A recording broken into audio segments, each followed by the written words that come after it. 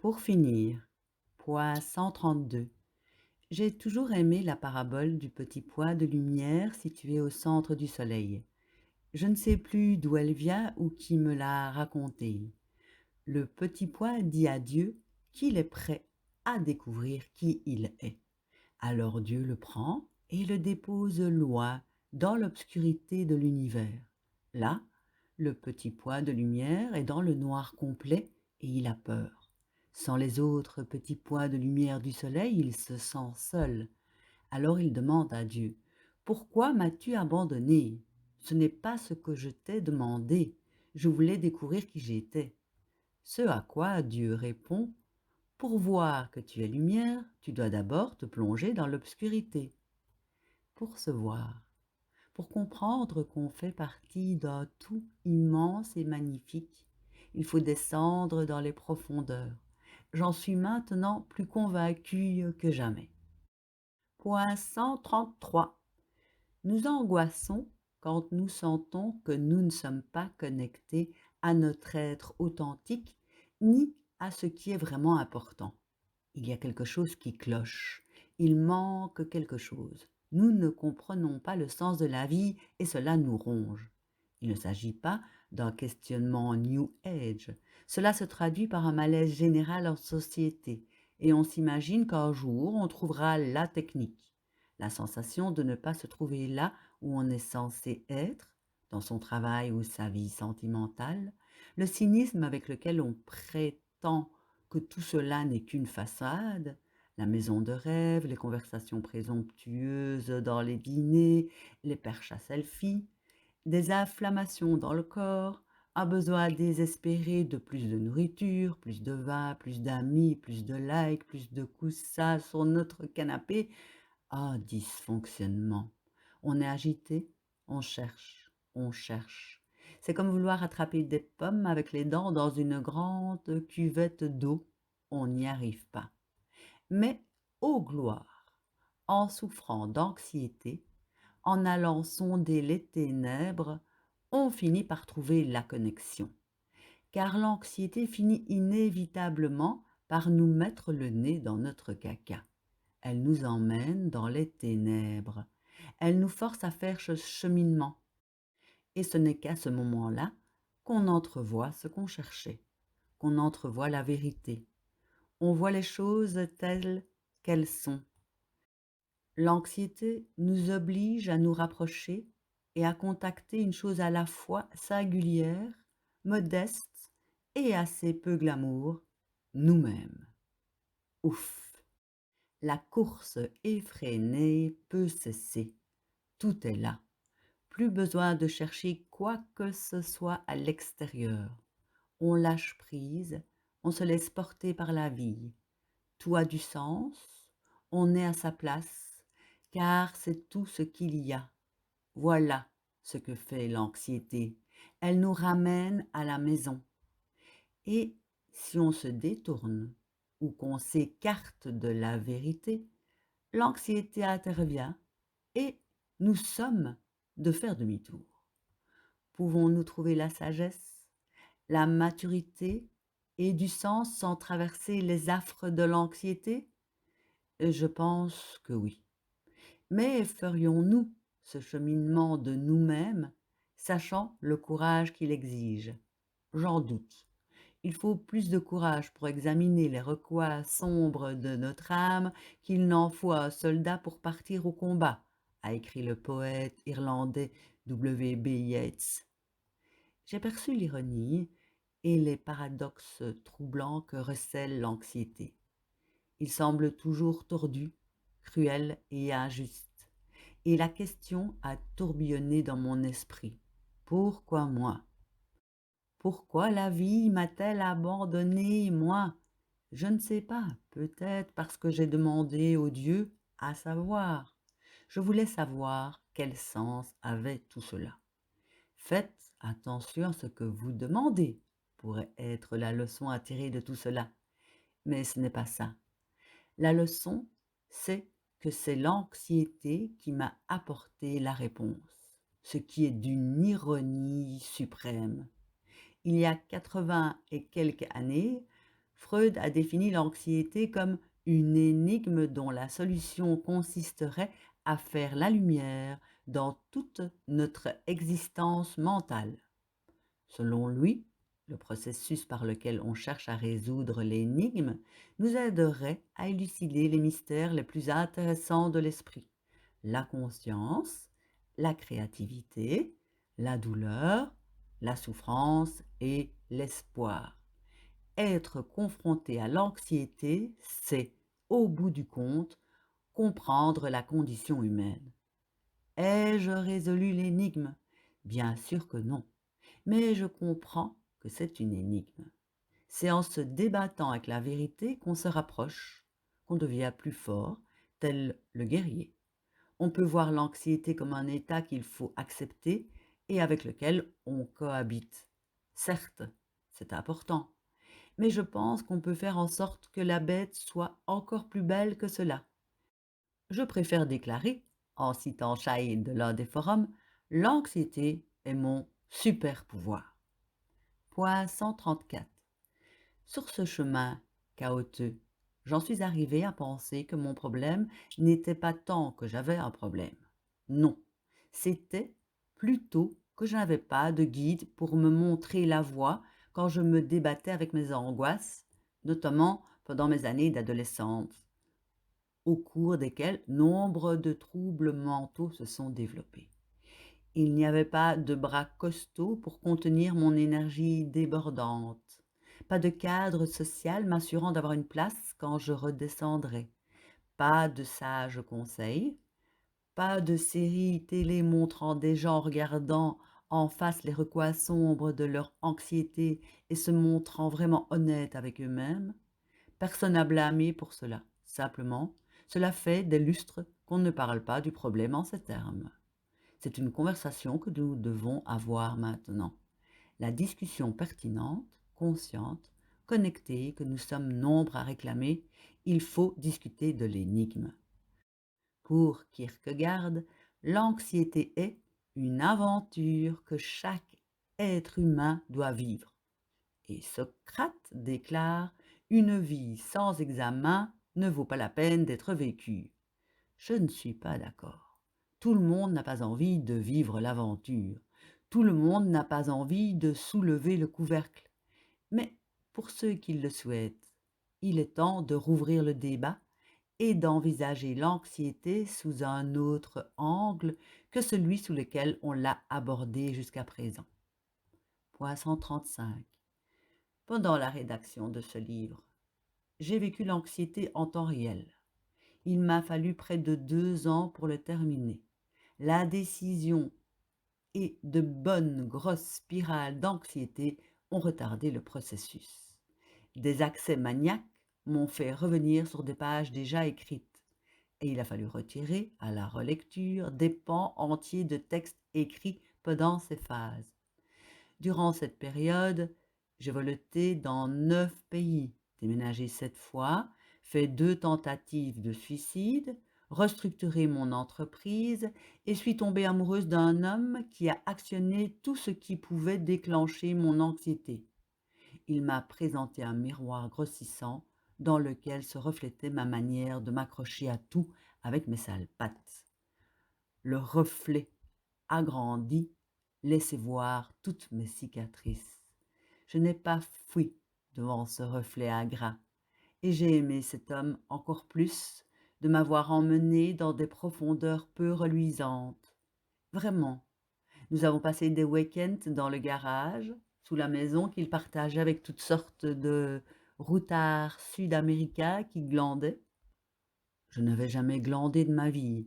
L'idée suscitait en moi la même sensation épouvantable que le bruit d'une tondeuse à gazon un dimanche matin. Moi, je lisais le journal, faisais des recherches, tricotais parfois. Lui peignait, bricolait et regardait des films de surf sur l'iPod prévus à cet effet, ou il écoutait le foot à la radio en buvant des bières.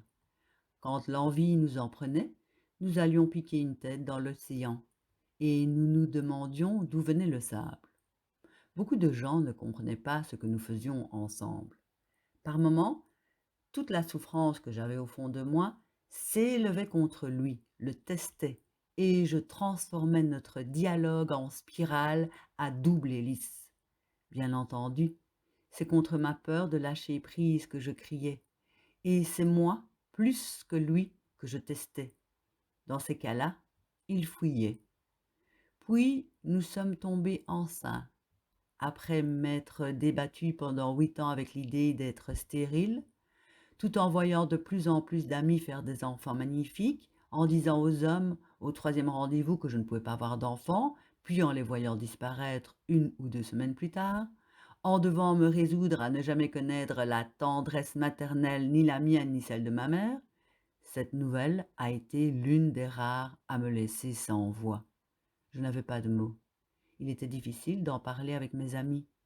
Je m'efforçais de rester rationnelle, mais, au fond de moi, je m'écroulais sous le poids de la nouvelle.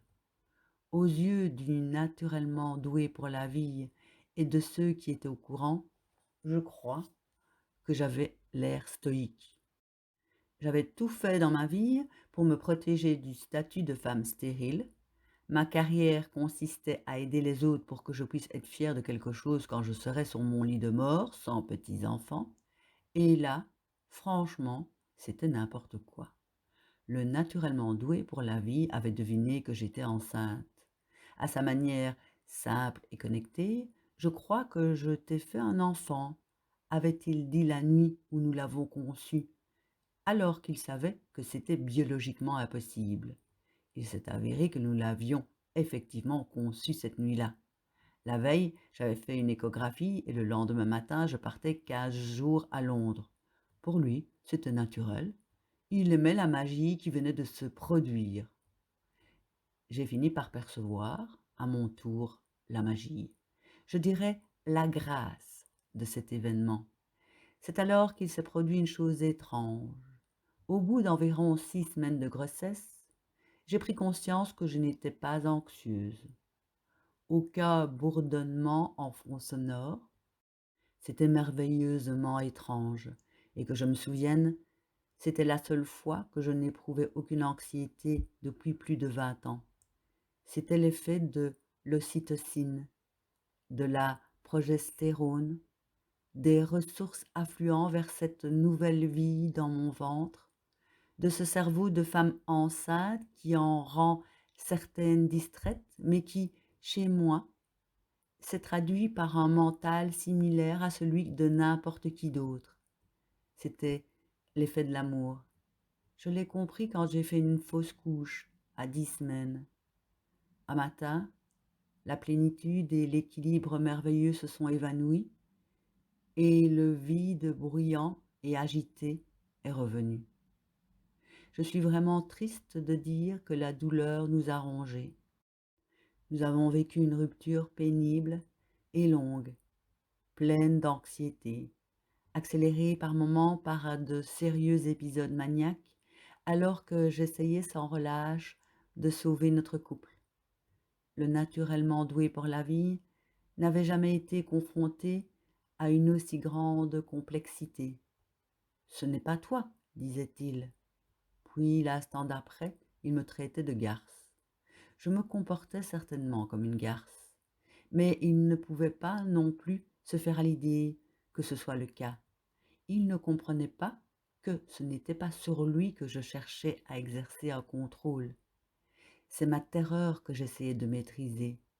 Il ne se doutait pas que mes attaques, déchaînées et désespérées, étaient des appels à l'aide. Il m'a fallu des mois pour comprendre qu'il était complètement dérouté. J'ai essayé de lui expliquer simplement. J'étais une grosse vague, ai-je dit, la plus grosse vague qu'il ait jamais rencontrée. Il recherchait les vagues les plus impressionnantes et faisait le tour du monde pour aller les chevaucher, repoussant les limites autant que je le faisais. Pour surfer, il faut d'abord pagayer jusqu'au point où la vague commence à se briser. Il faut s'élancer et y mettre toute sa détermination. Si on est à moitié convaincu, on se fait plaquer et rouler sans cesse par la vague. Je lui ai dit que si nous réussissions à dépasser les premières vagues, nous pourrions surfer sur la grosse vague ensemble et laisser les turbulences derrière nous. Il faut simplement que tu sois avec moi, que tu me tiennes, je m'occupe du reste. C'était une invitation faite avec un enthousiasme maniaque et probablement réitérée trop souvent pour être convaincante. Le naturellement doué pour la vie a disparu pendant quelques semaines avant de revenir me dire que mon anxiété était trop lourde pour lui. Il ne pouvait pas surfer avec moi. Il était sincèrement désolé. Cet épisode a été la partie la plus dure, la plus incertaine de mon parcours avec l'anxiété. C'est le cas pour beaucoup de gens avec qui j'en ai parlé. Il faut cheminer seul, ce qui est difficile à concevoir, car la solitude fait terriblement mal quand on se retrouve dans l'obscurité. Tel est ce que m'a renvoyé le miroir grossissant que le naturellement doué pour la vie a tenu devant moi. Si je souhaite lâcher prise, vraiment, et avoir foi en la vie, il faut d'abord que je cesse de croire que j'ai besoin qu'on me tienne la main pour le faire. Personne ne peut me dire que la vie a la situation en main, c'est à moi de le faire. Sur ce, je reprends la route. Point 136. Certaines études récentes portent sur la résilience des personnes anxieuses et leur capacité à s'épanouir en dépit de l'anxiété. L'une d'entre elles, menée par Denise Charnay, a attiré l'attention des médias. Attention qui a redoublé en 2016 quand Charnay a été tué par l'un de ses anciens chercheurs. Elle portait sur les facteurs de résilience, comme le fait d'avoir une conscience morale ou un ensemble de croyances, la foi et la spiritualité, la capacité à sortir de sa zone de confort, à affronter ses peurs et à trouver du sens à la vie, et le fait d'avoir une pratique pour faire face aux difficultés. J'ai pris connaissance de cette étude lors de la dernière semaine de rédaction de ce livre et je me suis sentie moins nerveuse à l'idée de l'envoyer à la maison d'édition. Cela dit, j'ajouterais que c'est l'anxiété qui nous conduit à développer ces facteurs. L'anxiété crée la résilience qui nous permet de nous épanouir. L'anxiété est une chose magnifique. Point 137. En suis-je sortie guérie? Le serai-je un jour? Depuis mon enfance, je réclame que la vie ait du sens. Je veux savoir où est ma place, apprendre à m'asseoir tranquillement avec moi-même sur ce petit banc au soleil. Après 30 et quelques années de cheminement, suis-je arrivé quelque part? Où? Est-ce la question que vous vouliez me poser? David Brooke écrit que ceux qui empruntent la route les conduisant vers leur caractère, pour reprendre son expression, ou le chemin les menant au sens des choses, pour le dire avec mes mots, n'en sortent pas guéris, mais différents. Je ne suis pas guérie. Je sais simplement que le parcours est plus agréable, et cela me suffit, c'est l'essentiel. Quand l'anxiété s'aggrave, j'accueille ma souffrance, je ne fuis pas, je la chevauche, je la regarde, je fais face. Le reste du temps, je prépare, je consolide, je détends les nœuds, je module, je me muscle en faisant de petits pas dans la bonne direction. Et dans tous les cas, je me rapproche, je comprends, je chemine plus agréablement. Je médite toujours tant bien que mal, mais quand je m'assieds pour le faire, tous les jours, de petites bulles de tension éclatent et me font sursauter. Je sais alors que je suis en train de lâcher peu à peu, et je continue à me plier, en deux à la fin de chaque méditation, pour tout relâcher, et je garde la position un moment. Cela me fait un bien fou. Je me suis éloignée d'amis et de relations. C'est l'anxiété qui m'a fait comprendre quand il était malheureusement nécessaire de le faire. À mon grand étonnement, j'ai vu des personnes que je ne connaissais pratiquement pas venir à moi et m'aider au moment précis où j'en avais besoin. Je sais repérer les gens bien sur la planète. Je leur écris et prends rendez-vous avec eux sur Skype pour avoir des conversations pertinentes et réfléchies. J'accepte que certaines personnes se sentent mieux à l'idée que mon problème soit dû à des équilibres chimiques dans mon cerveau. Je prends parfois des cachets pour dormir. Il m'arrive de trébucher, mais comme lorsque je perds l'équilibre au yoga pendant la posture de l'aigle, c'est ce qui me permet d'unifier mes muscles, de recouvrer le calme et d'apprendre le pardon. C'est nécessaire, et c'est là que mène ce cheminement plus agréable, là où on n'a plus le choix et où on est obligé de s'adoucir. J'ai mûri, j'aime le calme et la certitude qui viennent avec l'âge. Je sais que 20 minutes de natation dans la mer me permettent de m'ancrer. Je sais que tout ce que j'ai à faire, c'est d'enfiler mes chaussures, de coincer mon téléphone et ma carte de crédit dans mon soutien-gorge, d'aller marcher dans la terre et les rochers quand l'anxiété est en moi. Ces deux activités, la natation et la randonnée, sont celles qui me rendent le plus heureuse, et c'est l'anxiété qui m'a guidée jusqu'à elles. Je remarque les signes, mais je n'en fais pas grand cas. Je les trouve drôles, c'est tout, comme le fait qu'un gros orage éclate alors que j'écris ces dernières lignes du livre. Je suis capable de dire je t'aime, et je sais que j'aime aimer. Je sais de mieux en mieux vers quoi me tourner. Là aussi, l'anxiété me sert de boussole. Si je suis anxieuse, je sais que je me trompe de chemin. Je sais gérer les trolls, les brutes. Je vois leurs pics comme des balles de tennis qui volent dans ma direction. Je peux me démener pour les renvoyer. Je peux aussi les laisser voler et atterrir mollement quelque part derrière moi. Je m'en fiche complètement et cela me fascine. J'adore la chanson Je sens tout cela parce que c'est vrai que je sens tout ça. Je me sens seule et mal à l'aise quand il y a beaucoup de monde autour de moi, mais j'aime bien parler aux inconnus qui font des choses originales et saugrenues, comme ce vieux couple au parc qui peint sur de petites toiles tout ce qu'il y a sous les yeux où qu'ils soient assis. C'est le meilleur moyen de me sentir moins seule. Je suis souvent anxieuse, mais je veille à ne pas être anxieuse, d'être anxieuse, ce qui est tout à fait possible à mesure que j'apprends et comprends.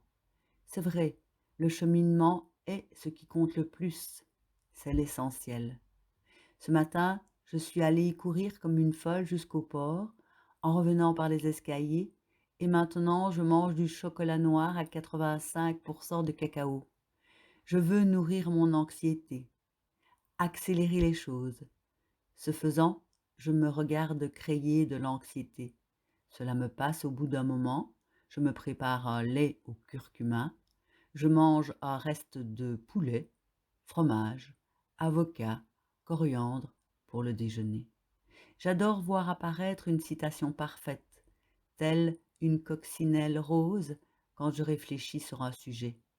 J'ai trouvé celle-ci en flânant dans une librairie lors d'une pause d'écriture, en me demandant si j'étais guérie ou si j'allais l'être un jour. Laissez-vous tranquille, écrit la psychologue japonaise Soma Morita. Passez à l'action maintenant, même si vous êtes névrosé ou imparfait. Voilà, faites cela. Désormais, ma joie provient essentiellement du fait de savoir que je peux faire les deux. Je peux être névrotique et imparfaite. La caméra continue à tourner. Pour la goutte de pluie, la joie est d'entrer dans la rivière, la douleur insupportable devient son remède. De Ghalib, poète ourdou du XIXe siècle.